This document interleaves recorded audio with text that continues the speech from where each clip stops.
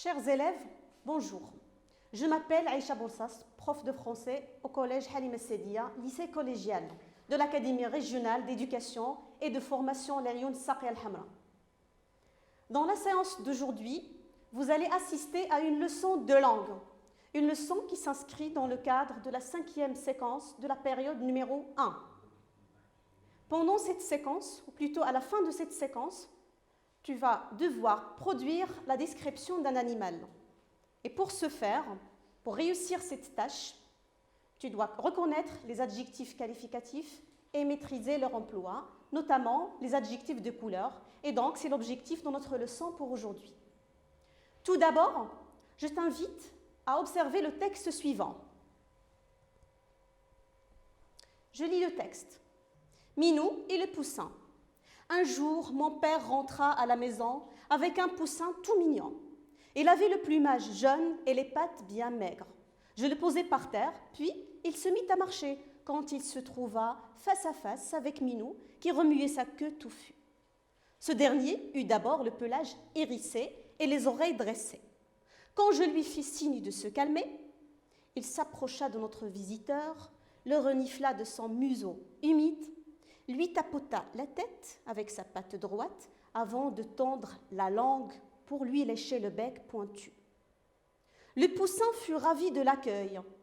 Il tendit ses petites ailes et se blottit contre le flanc moelleux et chante du chat. Bien, comme tu as remarqué, dans le texte, nous avons la description d'un chat et d'un poussin. Bien, essayons de relever les parties du corps de cet animal à partir de ce texte. Observez minutieusement le texte et prenez votre temps. Bon, on a d'abord plumage. Ensuite, les pattes, la tête, le bec et finalement, nous avons les ailes. Très bien. Notons-les dans le schéma. Donc, on a la tête, on a ensuite le bec, et puis les pattes. Et bien sûr, les pattes, il faut faire attention à l'orthographe. Les pattes d'un animal, ça s'écrit avec 2 T. Alors que ça existe aussi pattes avec un accent circonflexe sur le A qui veut dire spaghetti, macaroni, les lasagnes, etc. Les pattes, ce sont les organes dont un animal se sert pour se déplacer. Ensuite, nous avons le plumage. Le plumage, ce sont les plumes qui couvrent le corps d'un oiseau, et de la plupart des oiseaux d'ailleurs. Et finalement, on a les ailes, ce sont les organes dont il se sert pour voler. Faisons de même pour l'autre animal, le chat. Alors revenons un peu au texte pour y relever les parties du corps de cet animal. Donc je vous invite à prendre votre temps pour chercher les parties du corps du chat dans le texte, citées dans le texte. Bon. Premièrement, nous avons relevé la queue. Ensuite, on a le pelage. Et puis, les oreilles, le museau. Par la suite, nous avons la patte. Ensuite, c'est la langue. Et finalement, nous avons le flanc. Bien, on va procéder de la même façon et on va relever les parties qui composent le corps de cet animal qui est le chat. Alors, nous avons le pelage. C'est l'ensemble des poils qui couvrent le corps du chat et de plusieurs animaux d'ailleurs. Ensuite, nous avons la queue, le flanc, les oreilles, le museau et puis on a la langue et la patte. Une petite remarque pour le flanc. Donc vous faites attention à l'orthographe. Le flanc s'écrit avec un C à la fin. À ne pas confondre avec le flanc. Pardon, le flanc comme dessert. Bien. À présent que nous avons relevé les parties du corps de chaque animal, je vous invite encore à faire un retour sur le texte afin de relever les caractéristiques, que ce soit des adjectifs ou autres, qui caractérisent chacun ou bien chacune de ces parties. Donc voilà le texte. Cherchons la caractéristique de plumage, ensuite caractéristique de pattes, et puis la tête, ensuite le bec et les ailes. Ce sont les principales parties du corps de l'oiseau. Bon, pour le plumage, nous avons jaune. Pour les pattes, on a l'adjectif maigre. Pour la tête, on n'a pas de caractéristique dans le texte. Nous avons l'adjectif petite pour les ailes. Et pour le bec, on a l'adjectif pointu. Essayons de proposer d'autres caractéristiques pour chacune de ces parties. Pour le plumage,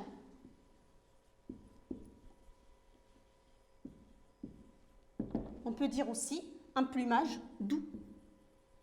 L'adjectif doux, un plumage lisse, un plumage multicolore,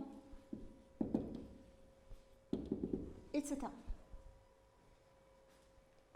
Pour les pattes,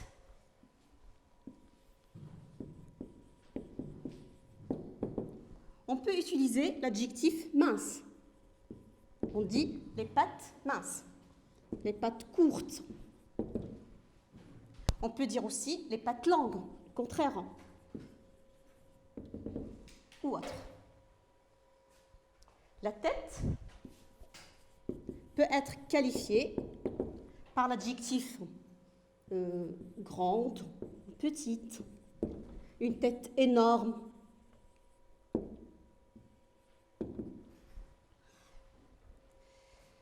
Les ailes,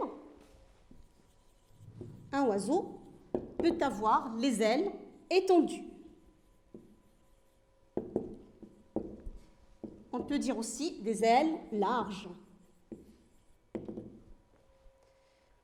Quant au bec, dans le texte, le bec du poussin est pointu, mais on peut dire aussi un bec crochu. Et pourquoi pas dire un bec dur. On peut aussi utiliser les adjectifs de couleur, disant un bec noir, un bec marron ou autre. Alors on va procéder de la même façon pour la description du chat.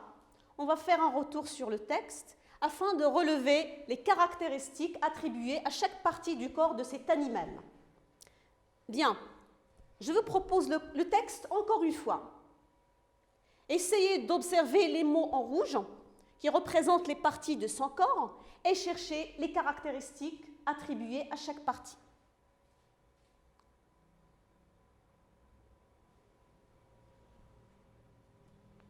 Bon, voilà.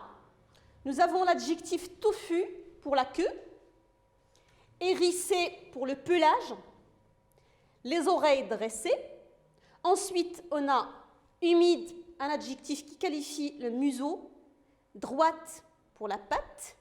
Et nous avons les deux adjectifs moelleux et chaud pour le flanc. Et comme vous pouvez le constater, chaque adjectif s'accorde en genre et en nombre avec le nom qualifié. Hérissé pour le pelage, c'est masculin singulier. Touffu avec un E à la fin puisque la queue c'est féminin. Ensuite, on a les oreilles, non féminin, pluriel. Dressé, ça porte la marque du pluriel et du féminin, le E et le S. Nous avons patte droite, c'est féminin singulier. Droite aussi, c'est féminin singulier. Et ainsi de suite pour le reste des adjectifs. Voilà. On les a donc relevés dans le tableau. La queue, touffu. On peut dire aussi pour la queue. On peut utiliser l'adjectif longue, courte, On peut dire aussi une queue tordue, etc. Pour le pelage, on a l'adjectif hérissé. On peut aussi le qualifier en utilisant l'adjectif abondant. On peut dire aussi un pelage lent, pourquoi pas. Un pelage brun pour la couleur. Un pelage soyeux, ça vient de la soie. Et ensuite, on a les oreilles dressées. On peut dire aussi les oreilles longues, les oreilles tombantes, qui tombent. Oreilles courtes, oreilles longues. Le museau humide, on peut dire un museau. Allongé. Un museau, long, court, etc. Pour la langue, on n'a pas de caractérisant dans le texte, mais on peut dire une langue pendante. Une langue rouge, comme adjectif de couleur, une langue rose, etc. La patte, dans le texte, on a une patte droite. On peut dire aussi patte droite, patte gauche. On peut dire la patte postérieure et la patte antérieure. Pour le flanc, qui signifie les deux côtes d'un animal, on a utilisé l'adjectif moelleux, l'adjectif chaud. On peut dire aussi creux. On peut utiliser les couleurs, pourquoi pas. Bien, ce qu'il faut retenir. Voici les parties du corps de plusieurs animaux. Pour les oiseaux, ainsi que pour la plupart des oiseaux, pour ne pas dire tous, ils ont des ailes, ils ont un plumage, un bec, des pattes, les yeux, la tête.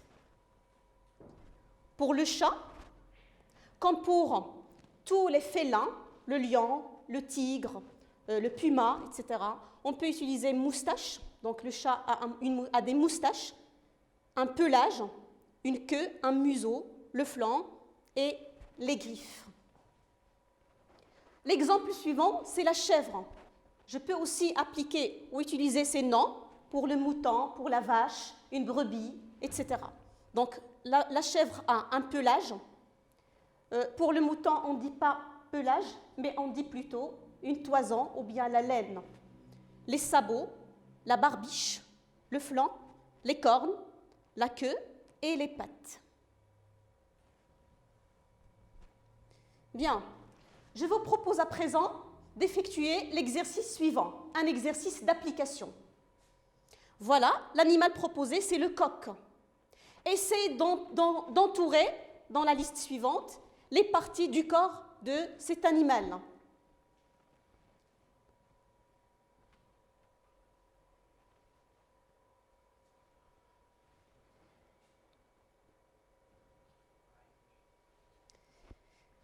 Donc, vous avez le bec, les sabots, le plumage, la nageoire, les cornes, la crête, le museau, les griffes, le cou, les ailes, les barbillons et les pattes. Comme vous pouvez le remarquer, c'est un mélange entre les parties du corps de plusieurs animaux. Essayez de relever uniquement les parties qui concernent le coq. Bien. On a le bec, les sabots bien sûr non, c'est pour la chèvre, c'est pour le cheval ou autre. Le plumage oui, la nageoire c'est pour les poissons, donc non. On a les cornes, ça ne concerne pas le coq. On a une crête, la voilà, c'est cette couronne sur la tête d'un coq. Ensuite le museau non, les griffes c'est pour le chat, le chien, etc. Le cou, bien sûr. C'est ça. Les ailes, les barbillons, oui. Ce sont ces petits organes qui pendent en bas. Et les pattes, les deux pattes, patte droite et patte gauche.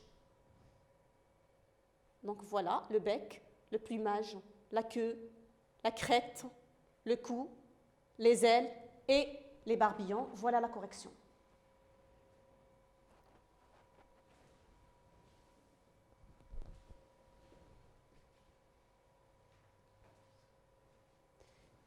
Exercice 2.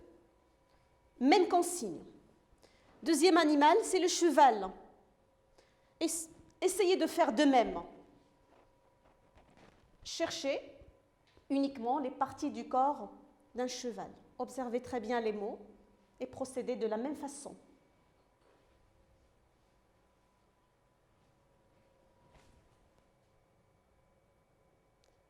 Donc on a la queue, on a les sabots, après on a le flanc, flanc droit et flanc gauche. Le cou, pour la plupart des animaux, on a les pattes, pattes postérieures, pattes antérieures, patte gauche, patte droite. Et bien sûr, la crinière, ce sont ses poils au long de son dos. Bien. Autre exercice. Voilà la description d'un chat. Une description, bien sûr, à laquelle nous avons ôté les noms qui renvoient aux parties de son corps. Complète cette description par les parties du corps qui manquent. Vous avez la queue, les oreilles, le pelage, la truffe. La truffe, c'est cette petite partie noire que vous voyez là. Bien, j'ai un adorable petit chien caniche. Et là, lisse et blanc. Alors, qu'est-ce qui est lisse et blanc chez le chien? Et un autre organe noir et brillant. C'est son tombante. Qu'est-ce qui est tombant chez lui? Et qu'est-ce qui est tofu encore? Il est toujours actif et vigilant. Donc, deux adjectifs qui renvoient au portrait moral, si on peut dire cela, pour un chien.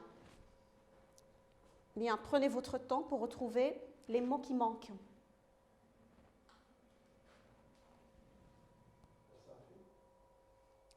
Bon, alors, corrigeons ensemble l'exercice. J'ai un adorable petit chien caniche. Il a le pelage lisse et blanc, une truffe noire et brillante. Ses oreilles sont tombantes et la queue tofu. Il est toujours actif et vigilant. Bien, je vais noter les réponses sur le tableau afin que vous puissiez faire de même sur vos cahiers.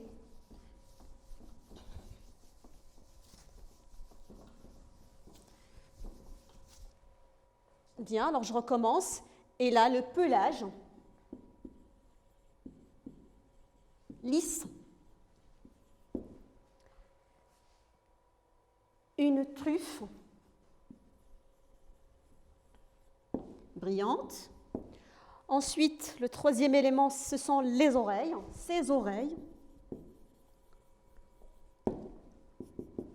Et finalement, on a la queue.